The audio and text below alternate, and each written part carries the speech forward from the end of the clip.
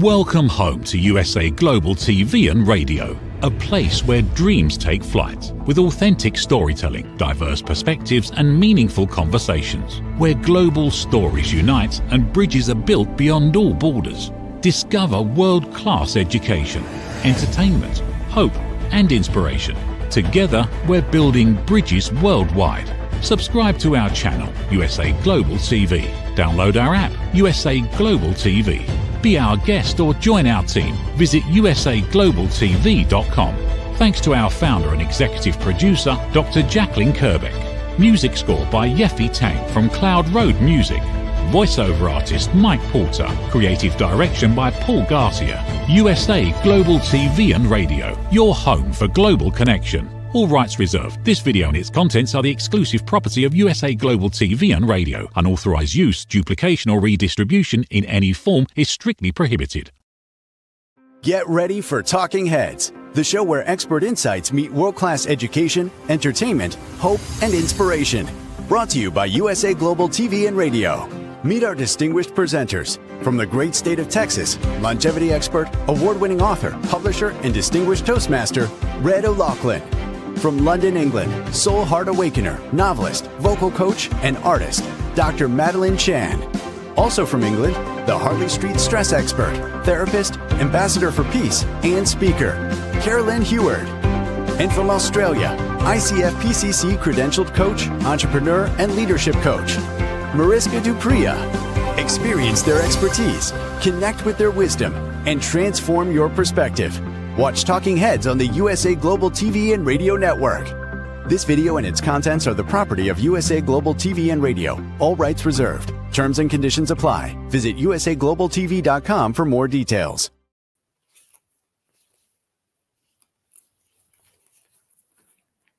Hello and welcome to USA Global TV and Radio. My name is Caroline Heward and I'm known as the Harley Street Stress Expert. I'm also the channel's resident therapist and TV presenter and run my own shows on a Monday with a woman's prerogative. And I co-host the show, The Listening Mentor, which is part of the package of the shows that I produce during the month. So I do 2 Listening Mentor shows and 2 Talking Heads. I'm an expert presenter and today's topic is part of the Mind and Body Connection series. And our topic today is rediscovering you as after a long-term relationship. You after a long-term relationship, rediscovering who you are after the aftermath of a relationship. So when you are rediscovering and looking at what didn't work, when you become alone for the first time after a long-term relationship, there is challenges in terms of working out who you are and who you represent and what you like and what you don't like, what your identity is, what you stand for. And what happens when you're in a long-term relationship, identity can change. Identity moves you into a very different space because when you're together with someone for a long time, your relationship with the other person almost shrouds your personal identity. So let me explore that a little bit in terms of when you're with someone, you'll then compromise and make amends in terms of what you prefer to do versus what the other person prefers to do. And you move forward in terms of finding a way for both of you. So let's look at when a long-term relationship ends, whether it's a marriage, whether it's a long-term relationship that you've been living with someone, or a long-term relationship that you've been in that you're not living with the person, but you've been in for a long time. There are regular things that you do. There's patterns of experiences that you do, like friends, groups, things that you did together as part of your experience of being that couple. And when it ends, no matter who ends it, whether it's yourself or the other person, there is a split of who you stand for, who you are, what you like, what you don't like, and what feels right for you. So let me explore a little bit about that in terms of sharing some of my personal story with you. When I was in a long-term relationship and I was together with my then husband for 9 years, married for 5, but we were together for 9 years. Even though it was a difficult marriage and I wasn't happy, there was a space of time that when we split up and I was alone in the house that we shared and completely alone, I felt an uncomfortableness about that aloneness. It was the first time I was alone for a long time. I don't think I'd ever been alone. I went from the family home to the marital home, and being alone wasn't an easy thing for me to do. I was used to noise, I was used to people, and I was used to things, noise and activities of other people within the home environment. And I went from my family home, which I was one of 6, and I went to the marital home where I was one of 2 people, so a couple. And when that changed, that was difficult, even though I was dreadfully unhappy. So let me give you some insights as to why that changed and why it was difficult. It was difficult because even though it was challenging in the relationship, I hadn't been in a position of being on my own. And this is what happens for a lot of people after a long-term relationship, whether it's a good relationship that's turned into a friendship and no longer an intimate relationship, or whether it's a relationship that is a complete war zone, it still is a severing of emotional, physical and emotional ties, as well as mental ties.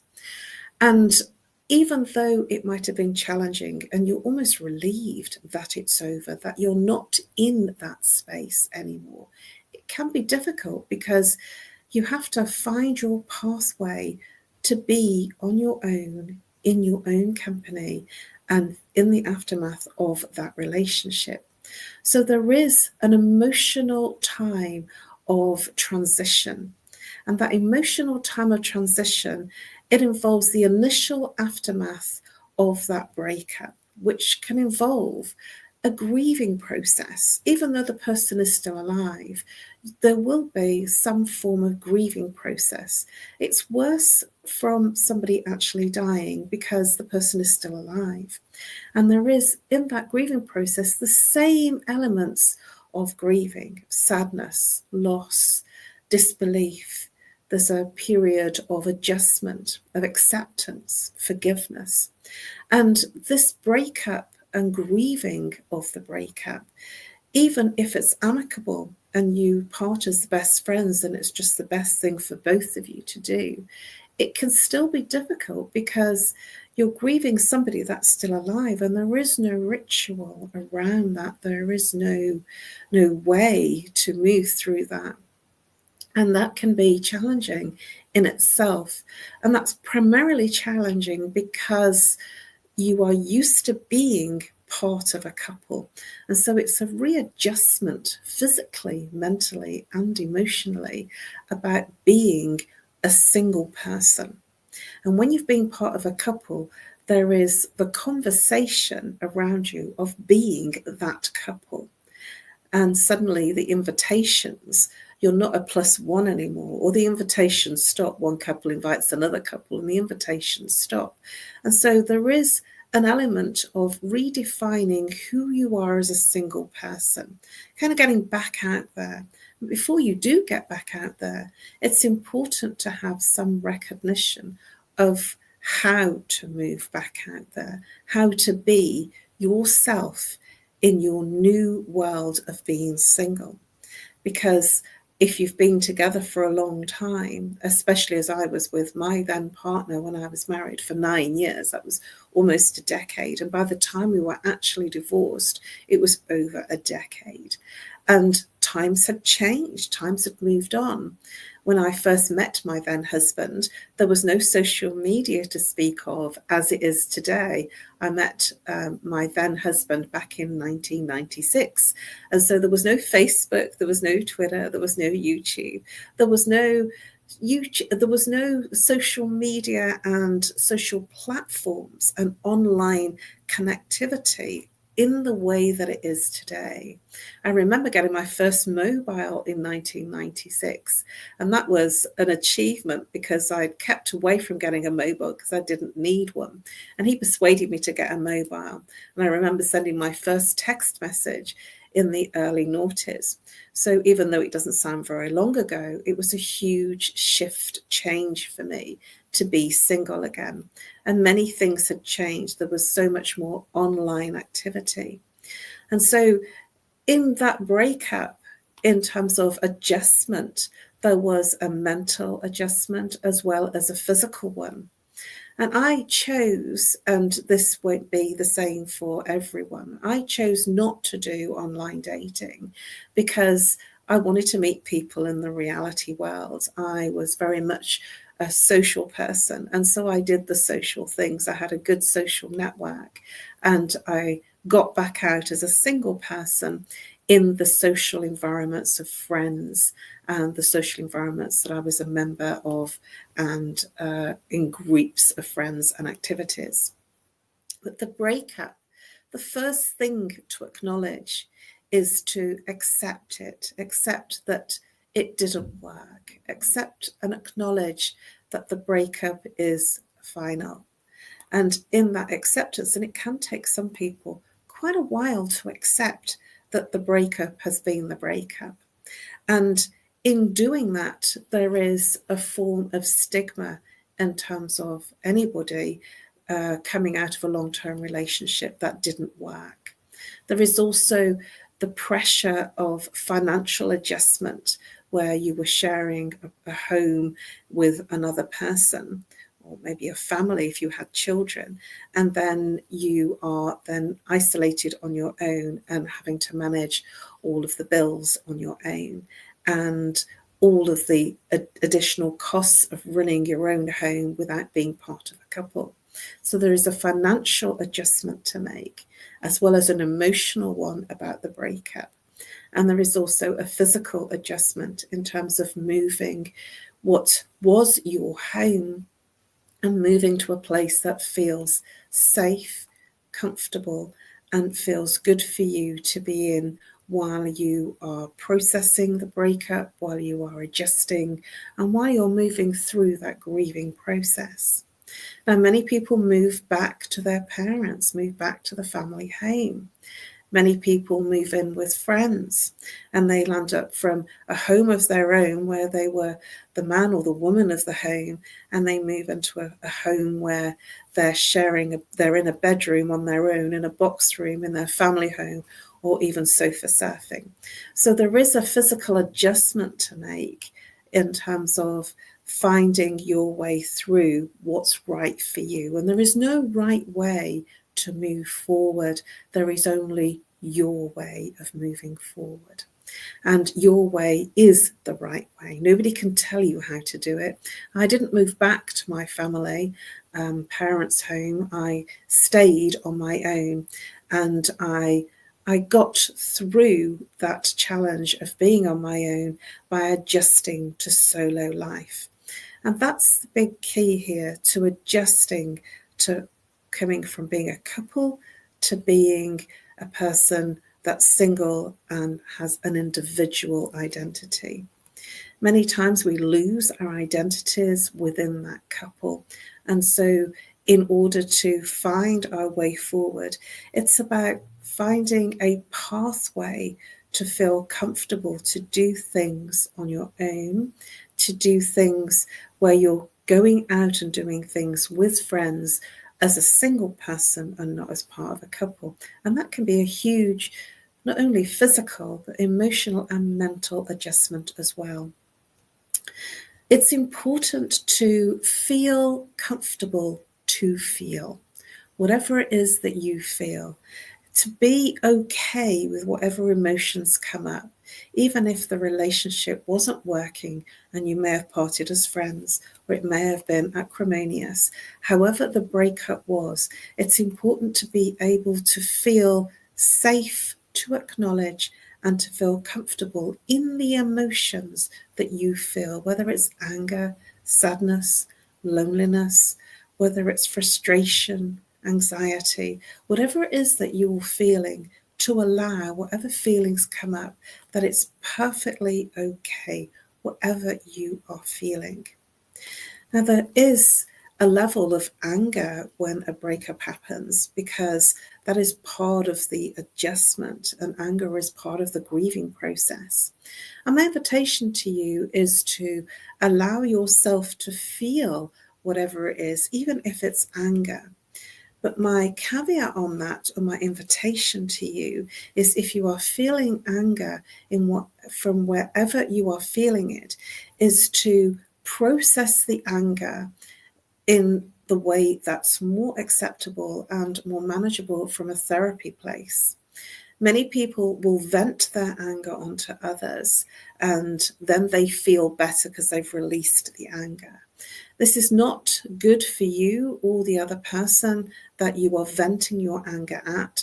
And more importantly, it's not great to go forward and find anger in that strategy of venting at others so that you feel better. That's called, in the therapy world and counseling world, transference, where you are angry about some things and you are transferring that anger to someone else. And when you're transferring that anger, you are feeling better because you have got rid of the anger. But that doesn't make the situation better. That only alienates those around you that are there for you, that are in your space, and that alienates the relationships that you have gone to and makes your experience of your moving forward much more difficult. So the power of perspective, when you are in the aftermath of that long-term relationship, moving forward, it's important to recognize that it was part of your journey. You can't deny it or decry it. It was part of your journey and part of your process of gaining learnings and wisdom and growth. And just going back to my personal story, although it was very challenging, I was actually living in Birmingham at the time in a family home, and I moved to London. It took me 3.5 years before I made the move from one city to another. And it was a huge deal because I was giving up my social life, my friendships, my activities. I was giving it all up and moving in with the person that I loved, that I wanted to marry. And that was huge. And because I gave up my life and I moved to a new city, I had to start again. I had to create a network. I had to create the work, the business around me. So it all worked. And there was a lot of recreating life for me. And I did recreate life. I created communities. I belonged to various different professional groups, and I moved into activities and friendships and circles that gave me a really big life. And I made my life in London. And then the marriage collapsed. And I'd made so much life of my new life in London that it was difficult to give it up. I'd created a business there. I developed a practice in Harley Street there. And it was really hard to walk away from my new city. And this is what can happen, that we can move towns, cities, countries, and we can set up a new life. And that's even more challenging when we do that and we find that we haven't got something to go back to because we've recreated a new life. And that was one of the reasons why I stayed in London. And I stayed in London from 1999 to 2023. So I stayed there for a much longer time than I was married. I was longer there single than I was married. So what is this saying? is that I moved into single life in the way that was right for me. And it was, the challenges were right there in front of me. And this is what can happen, that it's very easy to retreat back into your old life. But what about creating a new one in your new environment rather than going backwards? Sometimes the finances make it difficult and challenging to do that, or your location or your work make it difficult. The perspective I want to offer you is creating a life after a long-term relationship that rediscovers who you are, that rediscovers, and it's an adventure rather than a trauma. It's an adventure of looking out for who you are, rediscovering who you truly are versus who you became in your long-term relationship. So what I'm looking at here is inviting you to reframe how you are looking at the breakup of your long-term relationship, whether you were in a marriage, whether it has some legal implications, or whether you were in a long-term living with the person or a long-term relationship where you were living apart. Look at it as it was an opportunity for you to grow. Sharing a little bit about my story again, I would never have moved to London if it hadn't have been for the marriage. And so I have a lot of gratitude for the fact that I moved from one city to another and the opportunities that it gave me in terms of my work and opportunities to experience different things that wouldn't have been possible if I'd have stayed in my hometown with the family, and different opportunities of being able to work and train and do things that wouldn't have been possible in my locality within the family environment. And so I looked at all the things that were possible that I was able to do that I didn't do and I wouldn't have been able to do if I'd stayed and gone back to the family home. So looking at this as an opportunity for your growth, an opportunity in terms of looking at the positives of your life changes. And when you're looking at the positives of your life changes, you're then on the path to rediscovering yourself. You're on the path to reconnecting with your personal identity, because we do lose our identity as being part of a couple. I remember not feeling that I was very confident about doing certain things, and I let my then husband do what I would call the man things, and he would do the man things and I would do the girl things. And sometimes we do that when we're in couples. We allocate or give jobs to each other that we just naturally do because maybe of our gender or maybe of our comfortableness. And I remember not feeling very comfortable to do technical things at that time. And my then husband was very much a technical person. He was very much into the technology and brought me quite a long way in terms of exploring and developing my own needs, personal needs for technology within my business and my work. So I have a lot to be grateful for to him, and I didn't really bother to learn too much. I didn't bother to keep my computer up to date because I didn't know how to do it, and he would do that for me.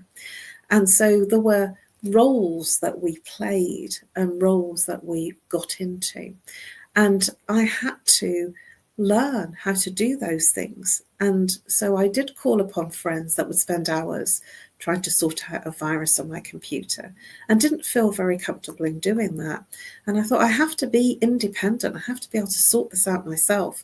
And if it has a cost to it, then I just have to sort it.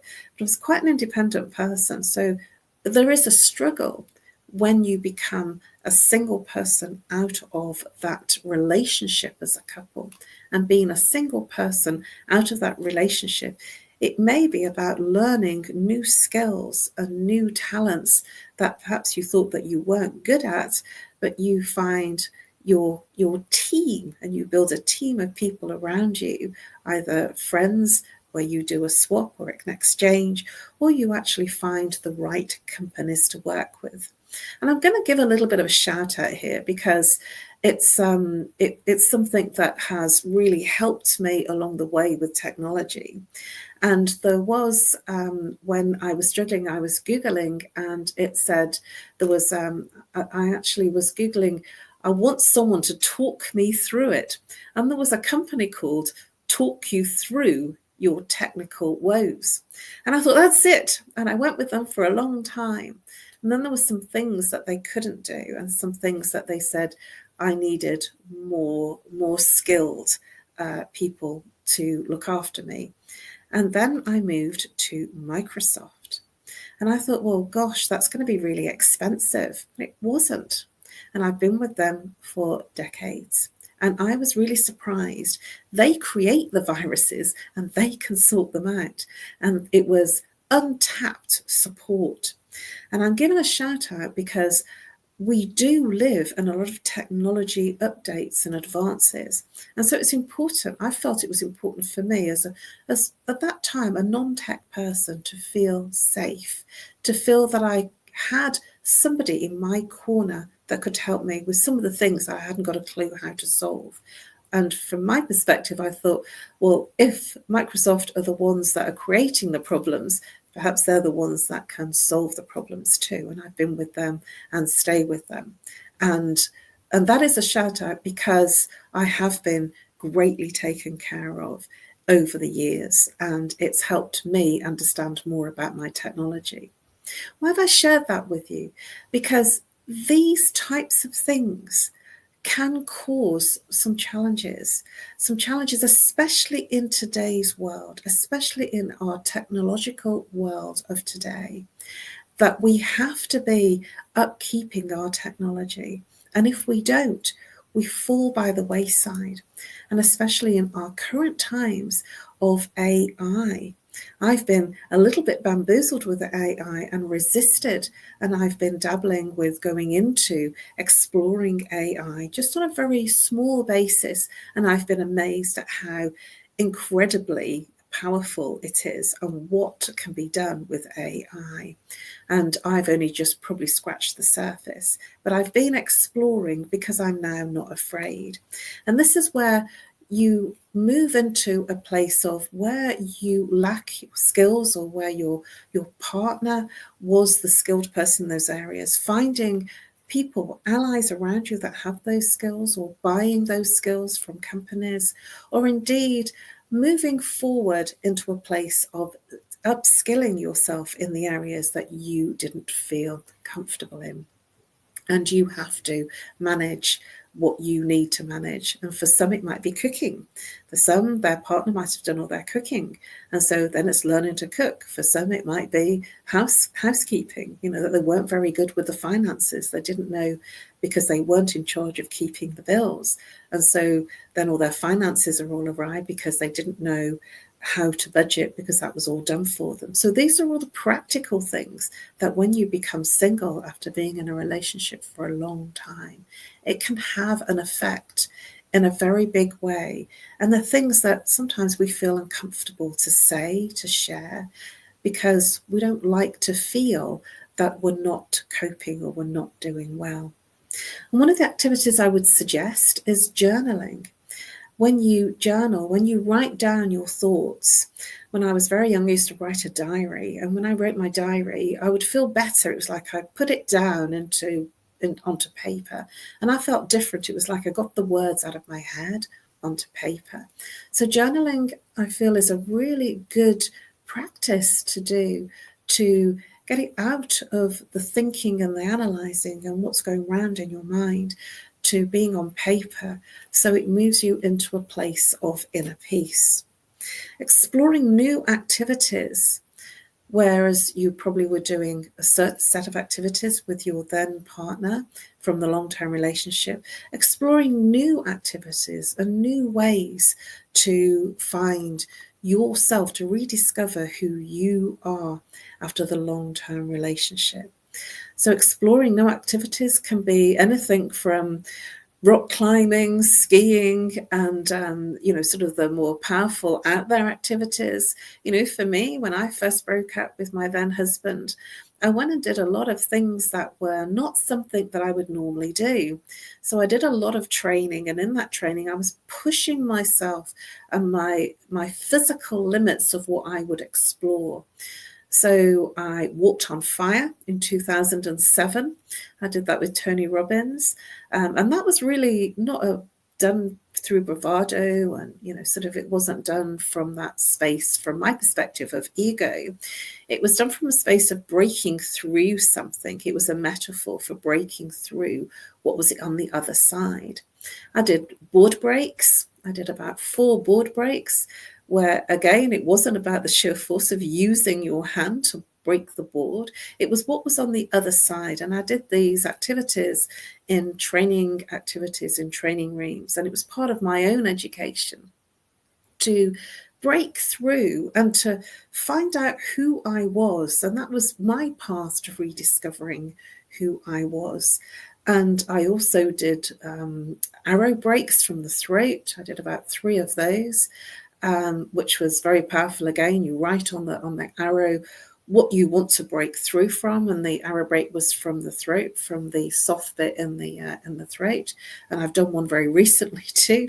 And I also did a bar bend, so 2 people with a bar bend and bending an iron bar in the middle. And I also swam. Took a rowing boat out, and I didn't know I was going to be doing this and it was in Tampa, Florida. I can't remember quite what the area was, but it was in a sanctuary of wildlife, and I can't remember whether it's crocodiles or alligators, because I think they look the same, but I know they're different. But it was infested in a natural habitat of either crocodiles or alligators. And there was just 2 of us in a rowing boat, and I was in the front rowing the boat. And I didn't have the skills, and my husband, when I was married to him, said I couldn't row a boat for toffee. I was useless, I was hopeless, and he would do it all. And when I realized that there was nobody that was going to row the boat, it was me, I then got a little bit of bravado, and I thought, oh no, but it was a big breakthrough. And I only had to learn technique. And when I learned technique, it was amazing. So that was another breakthrough, going into dangerous territory where I wouldn't normally have gone, to break through the patterns that were limiting me and the patterns of my own personal behavior, of my feeling not good enough. And moving forward in this way of finding out what I was made of, what I enjoyed, what I didn't like. And there certainly were adrenaline rushes that when I had succeeded something, I felt amazing. So I'm not suggesting that you do some of these things, but these are some things that I did to break through the patterns and the chains that held me in terms of feeling lost from that relationship. And I also did a big jump from a crane down into a soft mat. I think it was a 15-foot jump, and that was part of my master's in NLP. And so I did all of these things within a training environment, so there were people around looking after us. And at the same time, these were things that I did to move through. And the power of the mind is quite incredible. That I rediscovered more about me than I actually knew about me. And last year, and I still have to post this up, I've got a friend that's taken videos and pictures, I walked on glass, broken glass. And it was something that I'd seen done, and I was very anticipatory of not wanting to do it, thinking that is just not on my radar. That is just looking too dangerous for me. But I did it. And it was incredible. And I did it because it was, again, another metaphor for breaking through some of the things that were holding me back. As I said, I'm not suggesting that you do some of these daredeviling, crazy things, but I actually shared that I was doing some of these things after my breakup with another colleague that's on this TV global channel. And she was quite in awe of some of the things that I'd done, and I'm in awe of some of the things that she does. But the glamour of it all was that we were sharing some of our transformational things that we do that move us forward to reinventing, recreating, and rediscovering who we really are. And I certainly rediscovered who I really was when I walked on glass last year.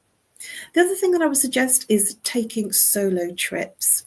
And again, a personal share that I wouldn't for some time, and I used to go to concerts with friends and with my then partner. I wouldn't go to concerts. And I had a friend that did a lot of solo things. And I said I couldn't do a concert on my own. It just wouldn't be right. I'd have to share it with someone. And there was one particular concert I really wanted to go to. And it was around my birthday. And I was looking for 2 tickets and I couldn't find 2 tickets. And it was something I really wanted to do. I really wanted to go and see this band. And this band was called Simply Red. And I was absolutely desperate to go and see them on my birthday.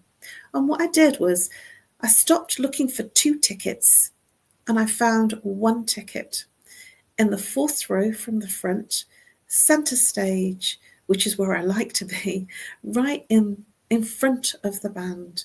And it was in the arena. So I was close up and personal. And that's how I like to do my concerts, really close up and personal. And I was on my own in that concert and I've never looked back.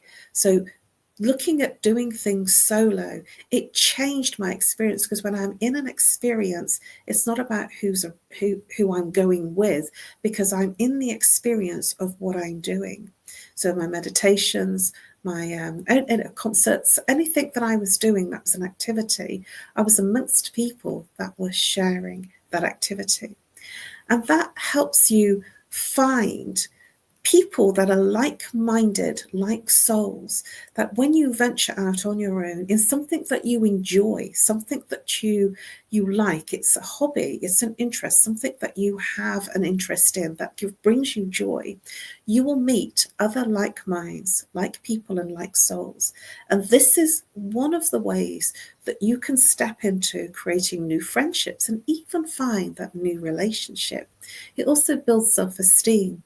And it brings you into a self-practice, a self-care practice of considering your needs first versus the person that you used to be with, and trying to recreate that couple experience. And it helps you rediscover who you are as a single person by exploring your own inner desires of what makes you feel good. And one of the things that made me feel good was going back into my training, really stepping up my training and exploring things that I perhaps hadn't done previously. I was very much in the soft training things, very much in the mind and the exploration of consciousness. And what I did was I did more exploration in terms of the physical stuff. And setting those small goals moved me into an incredibly wholesome place. When you re-establish your independence, you reinvigorate your single life, and you rediscover being single can actually bring life's joy. Create some routines, create some focus on your own personal growth. What I've shared with you today, even though the breakup was challenging and even though the relationship was difficult, that I personally took it on as a way to grow through personal challenge. And in that personal challenge of growth, I took on all these crazy activities and I moved through in a way that I wasn't expecting to.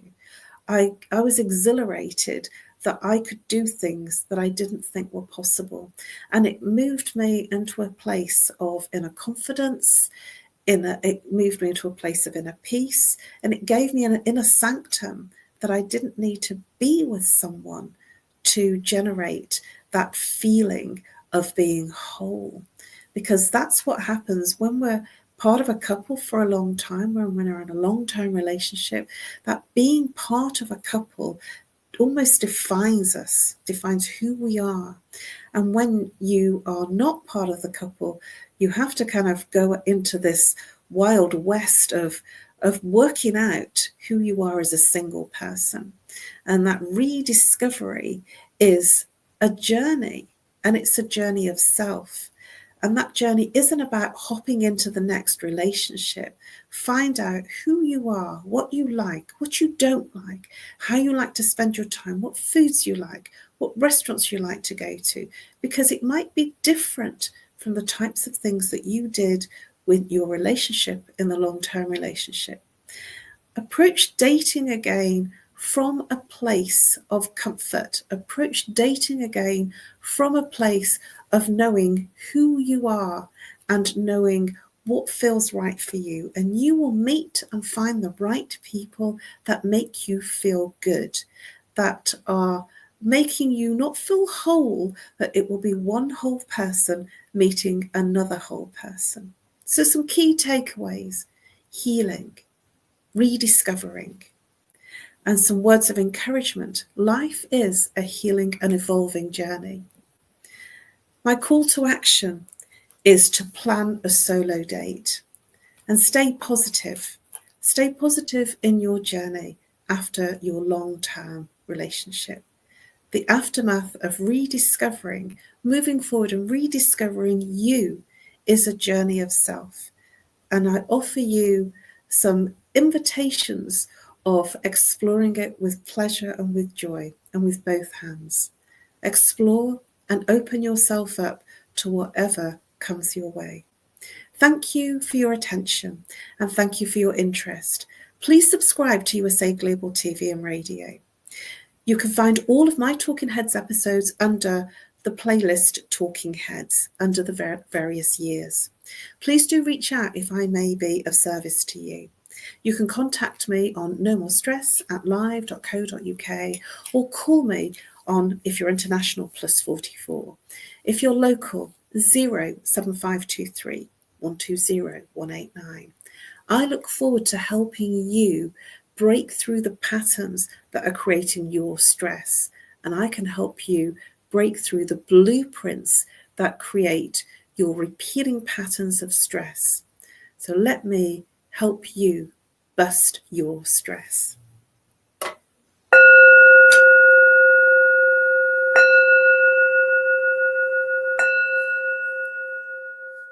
Namaste. In a world full of noise, misunderstandings, and interruptions, master the art of listening with Dr. Jacqueline Kerbeck. Dr. Jacqueline Kerbeck is the listening mentor of USA Global TV and Radio and the Amazon #1 best-selling author of Mastering the Power of Elevated Listening. Elevate your listening. Elevate your life.